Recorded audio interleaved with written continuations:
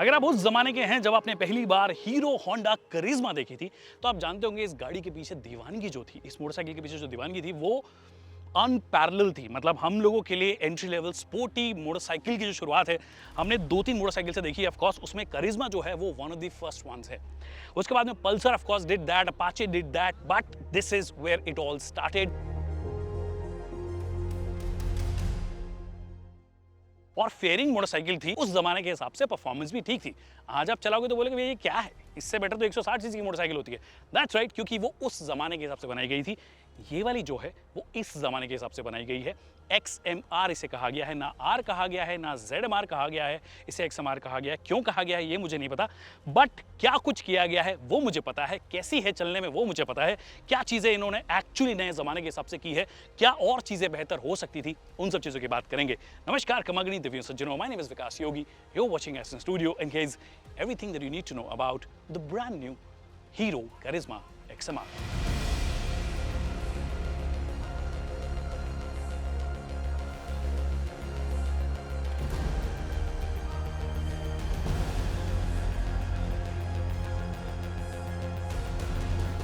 New जमाने की चीज नंबर 1 और वो है नया फ्रेम। दैट्स राइट, पहले हमने डायमंड फ्रेम देखा है, जो कि ऑफ कोर्स डायमंड फ्रेम भी आप तभी जाते हो जब आप थोड़ी स्पोर्टी मोटरसाइकिल बनाना चाहते हो, थोड़ा सा वो स्टैंड्स देना चाहते हो, तो आपको फ्रेम जो चैसी है वो थोड़ी मदद करता है।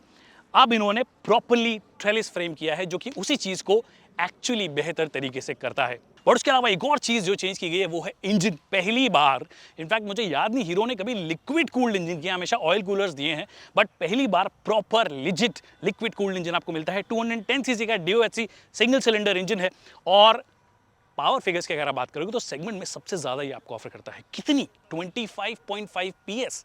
दैट मींस लगभग 25 bhp से ज्यादा की आपको पीक पावर मिलती है।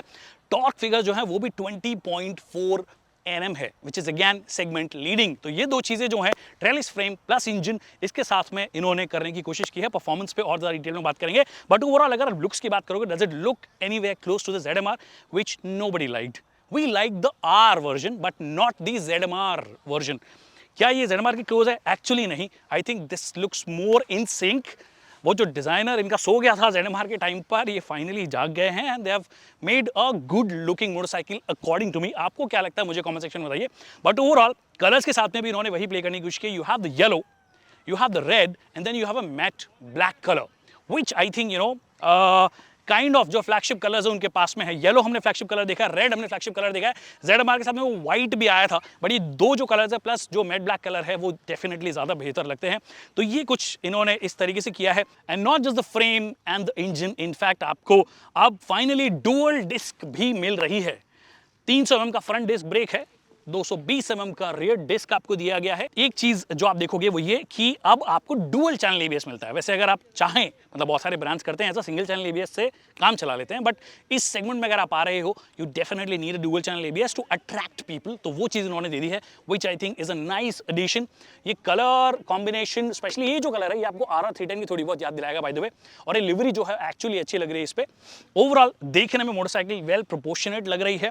हाइट की अगर आप बात करोगे तो एक्चुअली मेरी हाइट अगर मैं बात करूं तो I am not a tall person, about 5'6", but I can comfortably sit, I can comfortably ride it. तो वहां पे कोई दिक्कत मुझे एज सच लगी नहीं है। तो वो चीज हाइट वाइज भी इन्होंने कोई दिक्कत नहीं की है। एक चीज जो इन्होंने मिस की है मेरे हिसाब से वो है USD forks. You still have the telescopic, regular telescopic, ठीक है, ड्यूरेबल होते हैं, अच्छे से काम करते हैं all of that, but I wish कि ये लोग USD फोक्स दे देते तो मजा आ जाता, बट वो चीज इन्होंने मिस कर दी है। पीछे ऑफ कोर्स अच्छी बात है कि ट्विन शॉक्स नहीं दिए हैं जो कि पुराने वाले मॉडल्स में मिलता था। यहाँ पर आपको मोनोशॉक मिलता है जो कि एक नॉवेल्टी अब बची भी नहीं है। बट ओवरऑल फ्रेम की कलर वालर जो किया गया है और जो थीम है, मतलब ये glossy black, then you have red colour, then you have white livery, फिर ये सीट का जो कलर ब्लैक दिया गया है, ये ग्रे दिया गया है। ये ओवरऑल कलर्स बहुत सारे यूज किए हैं बट ओवर डन नहीं लग रहा है। So I think they have done a pretty good job और वेल पैक किया है, अच्छे से किया है। एक अच्छा सा लुक जो है इस मोटरसाइकिल को देने में मदद डेफिनेटली करती है। यहाँ से ऑफ कोर्स एयर कर्टन वगैरह जो है वो आपको नजर आती है, जैसे कि और हीट जो है बेहतर हो। लिक्विड कूलिंग तो ऑफ कोर्स आपको दी गई है, बट यहाँ से अगर आप देखोगे तो यहाँ से एयर पास होगी, तो एरोडायनामिक्स में मदद करेगी, प्लस आपके हीट डिसिपेशन में भी जो है मदद करती है, क्योंकि लिक्विड कूलिंग है, प्लस अगर एयर भी बहुत अच्छे से पास ऑन हो रही है डिस्पाइट द फेयरिंग, तो वो ज़्यादा बेहतर तरीके से काम करती है। और वो मैंने आज चीज़ महसूस भी की है। आज बहुत गर्मी थी बाय द वे गुड़गांव में, उसके बाद भी बहुत ज़्यादा गर्म एक्चुअली मुझे नहीं लगा है इंजन बहुत लंबे टाइम चलाने के बाद भी, जबकि मैंने इसे बहुत अच्छे से गन भी किया है, बहुत तेज़ भी चलाया है, हैवी ट्रैफिक में भी चलाया है, बट ऑल ऑफ दैट उसके बाद भी I think it does it's job really really well. And you have the clip on handle bars, जो ऑफकोर्स आप एक्सपेक्ट करते हो कि इस सेगमेंट में आपको मिलने ही वाला है, वो आपको यहाँ पे मिल जाता है। I think clip on handle bars तो ZMR में भी मिलते थे, तो आई डोंट थिंक कोई बहुत बड़ी बात है। अच्छी बात ये है कि ये जो आपको वाइजर दिया गया, आप इसको एडजस्ट कर सकते हो। एक सिंपल वाइजर का बटन है, यहाँ पे एक बटन दिया गया, उसको दबाओगे और आप इसे एडजस्ट करोगे। थोड़ी बहुत होगी, बहुत ज़्यादा नहीं होगी, but again it helps also. वो पाना वाना लेकर नहीं घूमना है आपको, एनएल की लेकर नहीं घूमना है, आप सिंपली से एडजस्ट कर सकते हो। इनफैक्ट ORVM क्वालिटी लेवल्स की ओवरऑल अगर बात करें तो क्वालिटी लेवल्स एक्चुअली सब जगह अच्छे हैं। जहाँ पे बटन इस्तेमाल हुए हैं, they feel really good, feel ऐसे नहीं लगता कि सिर्फ काम चलाओ आपको दिए गए हैं। LCD स्क्रीन मिलती है, TFT नहीं मिलती है अनफॉर्चुनेटली। दैट मीन्स कलर आपको नहीं मिलेगा, ब्लैक एंड वाइट ही मिलेगी। और मुझे लगता है कि थोड़ी साइज़ ना इसकी बड़ी होनी चाहिए थी, साइज़ थोड़ी छोटी लगती है। इनफैक्ट जो हमें टीज़र में नज़र आता है, ऐसा लग रहा था कि थोड़ा बड़ा साइज़ है, बड़ी थोड़ी छोटी है। वो इसलिए बोल रहा हूँ क्योंकि बहुत सारी इन्फॉर्मेशन यहाँ पे देने की कोशिश की है। जैसे कि यहाँ पे आप देखोगे तो टेम्परेचर गेज आपको नज़र आएगा, फिर यहाँ पे आप कौन से गियर में वो आपको दिखा देगा, फिर यहाँ पर आपके लिए फ्यूल गेज आपको दे दिया है, फिर टैकोमीटर जो है बेसिकली RPM मीटर जो वो आपको दिखाया है, 10,000 RPM पे इसका रेड लाइन आता है। यहाँ पे स्पीड दिखा देता है, यहाँ पे ओडोमीटर की रीडिंग आपको दिखा देता है, फिर यहाँ पे इन्फॉर्मेशन जो मल्टीपल आ जाएगी, तो थोड़ा सा और बेहतर तरीके से हो जाता। अगर थोड़ी सी जगह होती, कलर होता तो बहुत ही अच्छी हो जाती, बट फॉर द प्राइस एक बार के लिए चलो ठीक है मान लेते हैं। क्या क्या चीज़ें यहाँ पे कर सकते हो आप, ये हॉर्न की आवाज़ थी by the way, sounds all right. बहुत सारी इन्फॉर्मेशन, एवरेज स्पीड कितनी है आपकी, फ्यूल कितना बचा है, एवरेज फ्यूल इकॉनमी कितनी है, navigation turn by turn navigation segment पहली बार आपको मिलता है, सर्विस इंटरवल क्या है वो इन्फॉर्मेशन मिल जाएगी, फिर ऑफकोर्स ऑडो की रीडिंग आपको मिल गई, trip A trip B reset करनी हो तो यहीं से कर सकते हो। So all of that is being given, but मेरे को लगता है कि थोड़ी छोटी है तो पढ़ने में थोड़ी परेशानी होती है। ऑल्सो बहुत ज़्यादा लाइट होती है, तब बहुत ज़्यादा परेशानी होती है। अभी एक्चुअली लाइट है नहीं, इसलिए थोड़ा बेहतर आपको नजर आ रहा होगा। फ्यूल एफिशिएंसी के बारे में मैं अभी बोलूँगा नहीं, बट आप मोटे मोटे तौर पर ये बोल सकते हो कि ईजिली आपको 35 से 40 kmpl के आसपास की फ्यूल एफिशिएंसी ईजिली दे देनी चाहिए अगर आप अच्छे से चला रहे हो तब भी। उसके अलावा क्लिप ऑन हैंडलबार्स के बारे में बता चुका हूँ, बटन्स के बारे में आपको बता चुका हूँ कि बटन्स की क्वालिटी वगैरह सब अच्छी लग रही है। हालांकि ये जैसे इंडिकेटर का बटन है ना, ऐसा लगता है कि थोड़ा सा और बेटर प्रीमियम दे देता तो मज़ा आ जाता, बट ओवरऑल ठीक ठाक क्वालिटी आपको नजर आएगी। टैंक की भी क्वालिटी अगर आप बात करोगे, पेंट फिनिश की अगर आप बात करोगे, it looks really really well finished. Of course आपको मेटल नहीं दिया जाता, वेट सेविंग भी करनी पड़ती। वेट 163 kgs है, which is not much but which is also not low. But जब आप फैक्टर इन करते हो परफॉर्मेंस फिगर्स को, मतलब जो स्पेसिफिकेशंस उनको, तो 25 bhp से ज़्यादा की पीक पावर, 20.4 Nm का पीक टॉर्क, तो पावर टू वेट रेशियो वो बेहतरीन निकल कर आता है। इनिशियली आपको वो जो पावर की कमी है वो ज़्यादा फील नहीं होगी। एक चीज़ जो उन्होंने बहुत अच्छी की है बाय द वे, वो ये है कि इनिशियल गियर्स में गाड़ी स्ट्रगल करती हुई नजर नहीं आती है, बहुत ही ट्रैक्टेबल बनाई गई है, बहुत ही रिफाइंड इंजन है। हाँ ऑफकोर्स वो कार्बोरेटेड जो इंजन है आउटराइट परफॉर्मेंस के मामले में थोड़े बेहतर होते हैं। इसी साइज़ का आज की तारीख में कार्बोरेटेड इंजन होता तो उसका थोड़ा बेहतर परफॉर्मेंस देता, बट रिफाइनमेंट इसका ज़्यादा बेहतर है, ट्रैक्टेबल ज़्यादा है। इनफैक्ट मैं ऑलमोस्ट फोर्थ गियर में I was doing about 17-18 kmph, fifth gear में I was doing about 25-26, it was doing comfortably. तो एक बात तो है कि हीरो को होंडा के सेपरेशन के बाद भी आज इंजन के मामले में बेहतरीन कंपनी बताया जा सकता है। They have become a fantastic company in terms of engines. हमने हार्ले डेविडसन का भी जो इंजन देखा है वो शानदार इन्होंने बनाया है, एक बढ़िया लॉन्ग स्टॉक इंजन बनाया है। और वो सेम चीज़ आपको इनके हर एक नई मोटरसाइकिल में नजर आती है, जो कि यहाँ पे भी नजर आ रही है कि ट्रैक्टेबल है, plus when you want to push it you can definitely push it. Of course एक मोमेंट आता है जहाँ पर काफ़ी लैगी आपको लगेगा, आप थोड़े से हाई गियर में हो, से फॉर एग्जांपल फोर्थ गियर में हो, और अगर आप 40 kmph कर रहे हो then you start pushing it, तो वो हल्का सा किक आने में थोड़ा सा लेट लगता है, बट अगेन वो BS6 भी उसके लिए जिम्मेदार है। और ऑफ कोर्स थोड़ी की फ्यूल एफिशिएंसी को भी आपको थोड़ा फेवर करना पड़ता है, but overall performance wise overall काफ़ी अच्छी मोटरसाइकिल आपको ये नज़र आने वाली है। हाई स्पीड मैं ज़्यादा तो टच नहीं कर पाया क्योंकि जितनी यहाँ पे स्पीड थी, आई थिंक एक हाईवे पे गया था 120 kmph कंफर्टेबली जाती है, उसके ऊपर भी जाती है, कंपनी के क्लेम में 140 kmph के आसपास जाती है।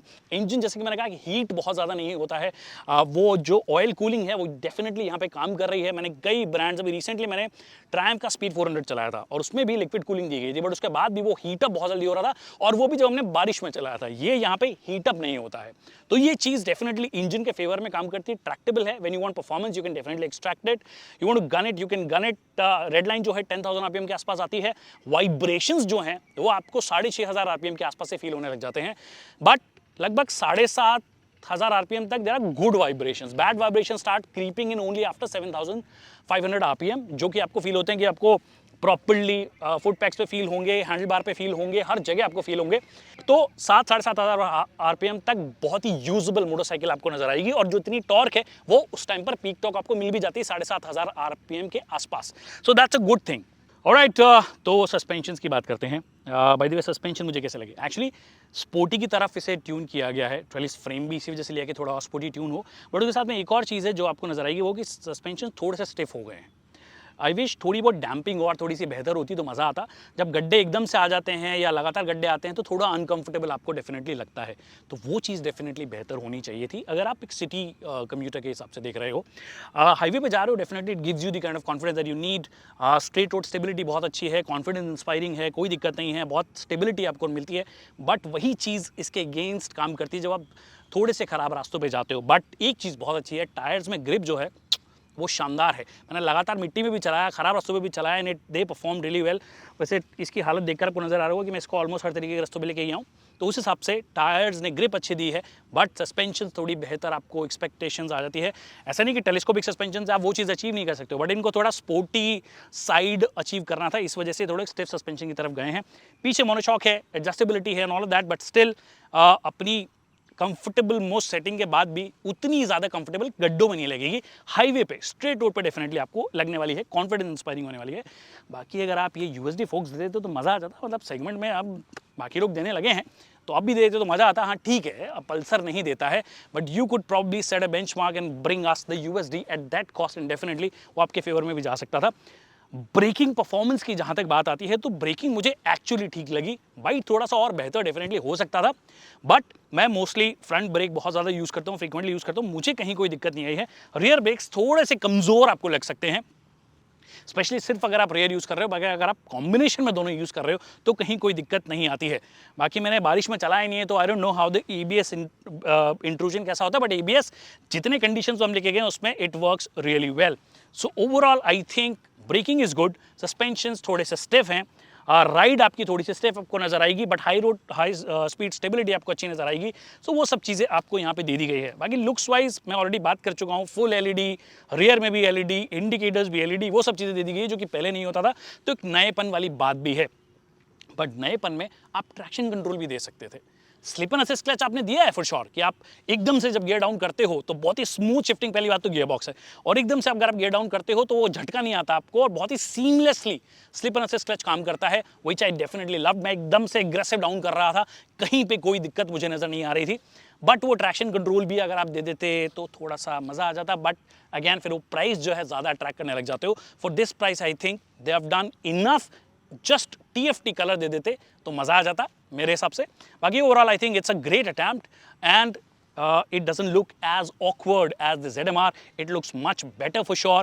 What do you think? Do let me know in the comment section. Almost हर चीज़ के बारे में हमने बात कर ली, अगर कुछ रह गया तो हमें कमेंट सेक्शन में आप बोल सकते हो, हमें डांट सकते हो, पूछ सकते हो कि भैया ये क्यों नहीं बताया आपने। हम आपको तसल्ली से, तमीज़ से जवाब देंगे, मैं दूंगा, नहीं तो टीम में से कोई ना कोई डेफिनेटली जवाब दे देगा, अमित डेफिनेटली जवाब दे देगा। तो ये चीज़ें हैं। आई होप आपको वीडियो पसंद आएगा। वीडियो पसंद आया तो इसे लाइक करना और शेयर करना ना भूलिए। अगर पसंद नहीं आया है तो फिर गाली मत लिखिए, उसके अलावा अगर आपको कुछ ढंग का बोलना है तो आप बोल के जा सकते हो। Thank you so much people for watching this video.